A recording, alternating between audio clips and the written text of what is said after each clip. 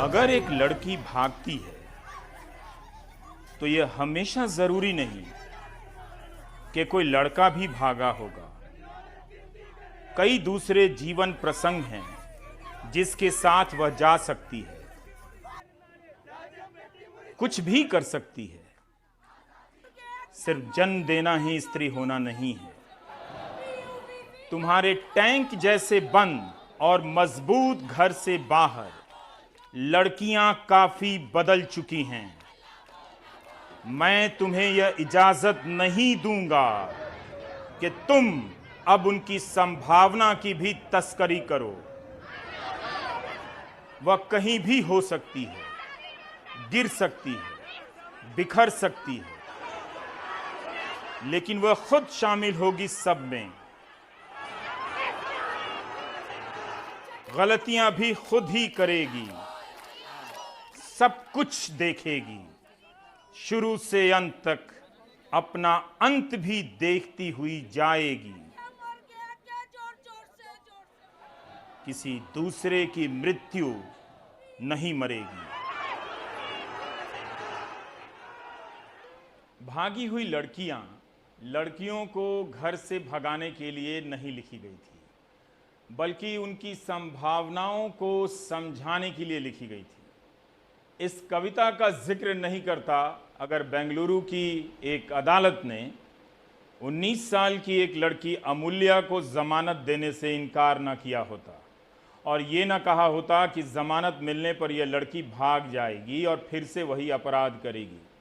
जिस संगीन अपराध की धाराएं अमूल्या पर लगाई गई थीं, उनमें राष्ट्रद्रोह, सांप्रदायिक हिंसा भड़काने के आरोप थे। 19 साल की इस लड़की पर ऐसे संगीन आरोप लगा दिए गए, जेल में ठूंस दी गई, एसआईटी का गठन कर दिया गया। कर्नाटक के मुख्यमंत्री ने कहा कि इसका नक्सल कनेक्शन है। आप भूल गए होंगे, 90 दिन बीत गए और पुलिस चार्जशीट तक तैयार न कर सकी। यह कहानी भी आप नागरिकों से एक दिन हिसाब मांगेगी। जब अमूल्या ऐसे बेबुनियाद आरोपों की जंजीरों में 90 दिनों तक यूं ही जेल में ठूंसी गई, तो फिर यह मत समझिएगा कि आपकी बेटी या बेटे के साथ ऐसा नहीं होगा। 100% होगा। लड़की भाग जाएगी, फिक्र इसकी नहीं, इसकी होनी चाहिए कि क्या आरोप लगाकर, जैसे तैसे आरोप लगाकर किसी को भी 3 महीने के लिए जेल में बंद किया जा सकता है। क्या हमारी चाहतों का भारत ऐसा होना था? अगर ऐसा ही होना था तो लड़कियों को भागने की जरूरत नहीं है। आप लड़कियों को छोड़कर भाग जाइए। उन दिनों नागरिकता संशोधन कानून का विरोध चल रहा था। बेंगलुरु की एक सभा में सांसद असदुद्दीन ओवैसी भाषण दे रहे थे। तभी 19 साल की अमूल्या लियोना सामने आती है और पाकिस्तान जिंदाबाद कह देती है। पूरी बात कह नहीं पाती, घबराए लोग माइक छीनने लगते हैं। वह अपनी पूरी बात फेसबुक पर लिखती है। आपने सिर्फ इतना ही देखा या दिखाया गया, एक भरा पूरा मुल्क जैसे भरभरा गया। चैनलों पर आक्रामक बहस होने लगी। दबाव ऐसे बनता है कि पिता भी कह देते हैं कि बेटी की जमानत लेने नहीं जाएंगे, जेल में सड़ जाए, पुलिस उसकी हड्डियां तोड़ दे। अमूल्या को देश का दुश्मन बना दिया गया। अमूल्या ने 3 बार पाकिस्तान जिंदाबाद कहा तो 6 बार हिंदुस्तान जिंदाबाद कहा, लेकिन इस बात से किसी को फर्क नहीं पड़ा कि अमूल्या के घर पर हमला हुआ। पिता से कहा जाता है कि भारत माता की जय बोलें। वो अपने देशभक्त होने की सफाई देने लगते हैं। अमूल्या ने इस घटना से पहले अपने फेसबुक पोस्ट पर लिखा था कि हिंदुस्तान जिंदाबाद, पाकिस्तान जिंदाबाद, बांग्लादेश जिंदाबाद, नेपाल जिंदाबाद, श्रीलंका जिंदाबाद, अफगानिस्तान जिंदाबाद, चीन जिंदाबाद, भूटान जिंदाबाद और जो भी देश हैं उनका जिंदाबाद। आप बच्चों को सिखाते हैं कि जो देश है वो मिट्टी है। हम बच्चे बताना चाहते हैं कि देश का मतलब है उस जगह में रहने वाले लोग और उन्हें सभी ज़रूरी चीज़ें मिलनी चाहिए, बुनियादी अधिकार मिलने चाहिए। उन सभी को जिंदाबाद जो समाज की सेवा करते हैं। सिर्फ इसलिए कि मैं किसी देश को जिंदाबाद कहती हूँ, उसकी नागरिक नहीं हो जाती। कानून के मुताबिक मैं भारत की नागरिक हूँ। मुझे अपने देश की इज्जत करनी चाहिए, यहाँ रहने वाले लोगों के लिए काम करना मेरा फ़र्ज़ है और मैं यह करूँगी। देखते हैं आरएसएस वाले क्या कर सकते हैं। बहुत सारे संगठन गुस्से में होंगे, मुझे जो कहना था कह दिया। ही लड़की है, एक भरा पूरा मुल्क इस तरह से भरभरा जाए कि उस पर राष्ट्रद्रोह के आरोप लगा दें। 2019 के विश्व कप में, क्रिकेट विश्व कप में, जब दक्षिण अफ्रीका और पाकिस्तान के बीच मुकाबला हो रहा था, तो भारत के क्रिकेट प्रेमियों ने पाकिस्तान की जर्सी पहन ली और अपने पड़ोसी देश का हौसला बढ़ाना शुरू कर दिया।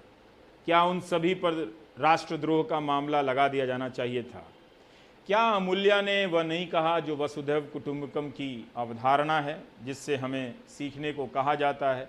क्या यह इतना बड़ा अपराध था कि उसे 3 महीने के लिए जेल में बंद कर दिया जाए, एक तरह से सड़ा दिया जाए? उसके दिलो दिमाग पर क्या असर पड़ा होगा? एक 19 साल की बच्ची ही तो है वो, उसके जहन पर क्या असर पड़ा होगा? ये कोई सोचने वाला है भी या नहीं है इस देश में? 90 दिन, मामले की गंभीरता देखिए, 90 दिन बीत जाने के बाद भी चार्जशीट दायर नहीं होती है। 1995 में सुप्रीम कोर्ट ने एक फैसला दिया था कि यूं ही नारे लगा देने से नहीं माना जा सकता कि सरकार के खिलाफ नफरत फैलाई जा रही है। मामला था पंजाब के 2 अधिकारियों ने खालिस्तान जिंदाबाद और राज करेगा खालसा के नारे लगा दिए थे, जब इंदिरा गांधी की हत्या के बाद देश के कई हिस्सों में हिंसा हो रही थी। अभियोजन पक्ष के वकील का दावा था कि इन दोनों ने हिंदुस्तान मुर्दाबाद के नारे भी लगाए हैं। इस मामले की सुनवाई करते हुए सुप्रीम कोर्ट ने फैसला दिया था कि 2 लोगों के 1-2 बार इस तरह से नारे लगा देना भारत के खिलाफ नहीं माना जाएगा। राजद्रोह या सेक्शन 153A के तहत आरोप लगाने के लिए नारे के अलावा यह भी देखना होगा कि 2 समुदायों के बीच शत्रुता बढ़ाने के लिए और भी कोई गंभीर हरकत की गई या नहीं। सब कुछ सामने था, अमूल्या का पोस्ट सामने था, सुप्रीम कोर्ट का फैसला सामने था, तब भी बहस का माहौल बनाकर 19 साल की एक लड़की जेल में भेज दी जाती है। उस वक्त गोदी मीडिया दिन रात इसी तरह के विषयों पर चर्चा किया करता था, बताया करता था कि देश कितने खतरे में है और एंकर कितने बड़े देशभक्त हैं। इतनी ऊर्जा अगर हम देशभक्ति की अस्पताल बनाने में लगाए होते तो आज कोविड-19 से मरने वालों को बचा रहे हो। अब आते हैं सफूरा जरगर पर। भारत में चरित्रहीन करार दिए जाने की संभावना या आशंका से असंख्य लड़कियां सदियों से जुल्म सह रही हैं। वो अपनी जगह पर ही हैं, कहीं भागी नहीं हैं, वो कहीं भाग नहीं सकती। इसलिए अदालत को चिंता होती है कि लड़कियां कहीं भाग ना जाएं। सफूरा जरगर के साथ जो भद्दा मजाक हुआ सोशल मीडिया पर, आपको देखना चाहिए। 27 साल की इस गर्भवती लड़की को लेकर जिस तरह की बातें की, वो उस देश के लिए गौरव का क्षण है जो देश बात बात में दावा करता है कि हम नारी की पूजा करते हैं। इस तरह के मजाक उड़ाए गए, भद्दी भद्दी बातें कही गई सफूरा जरगर के बारे में। सफूरा के प्रोफेसर कहते हैं कि वो A+ स्टूडेंट है, समय और समाज को समझने वाली और आगे बढ़कर सवाल कर देने वाली। जब 19 साल की एक लड़की अमूल्या बेवजह 3 महीने के लिए जेल में सड़ा दी जा सकती है, तो यह कतई न समझें कि 27 साल की सफूरा के लिए किसी सहानुभूति की आकांक्षा है।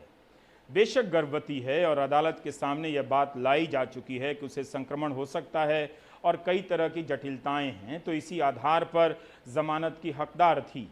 मगर सफूरा जरगर को जमानत नहीं मिली।